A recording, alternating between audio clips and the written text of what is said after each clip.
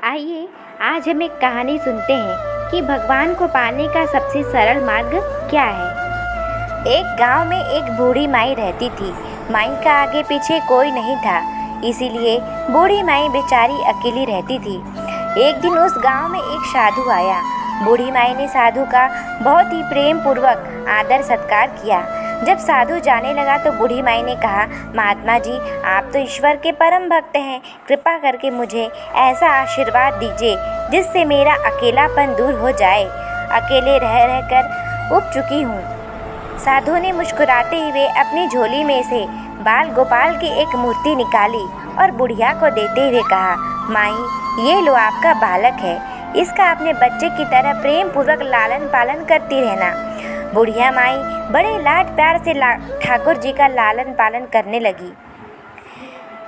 एक दिन गांव के कुछ शरारती बच्चों ने देखा कि माई मूर्ति को अपने बच्चे की तरह लाड़ कर रही है। नटखट बच्चों को माई से हंसी मजाक करने की सूझी।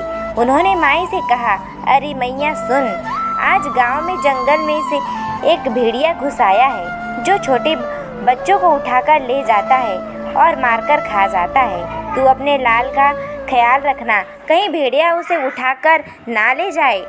बुढ़िया माई ने अपने बाल गोपाल को उसी समय कुटिया में विराजमान किया और स्वयं लाठी लेकर दरवाजे पर पहरा लगाने के लिए बैठ गई।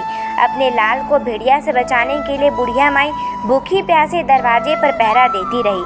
पहरा देते देते एक दिन बीत गया, फिर दूसरा दिन, तीसरा और चौथा पांचवा दिन भी बीत गया।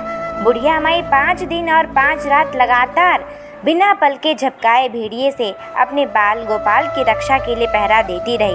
उस भोली भाली मैया का यह भाव देखकर ठाकुर जी का हृदय प्रेम से भर गया।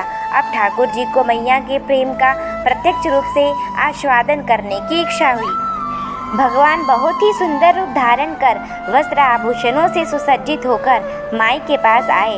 ठाकुर जी के पांव की आहट पाकर माई डर गई कि कहीं दुष्ट भेड़िया तो नहीं आ गया मेरे लाल को उठाने।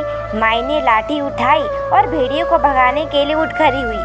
तब श्याम सुंदर ने कहा, मैया, मैं ही हूँ, मैं वही तेरा बालक हूँ जिसकी तुम रक्षा करती हो।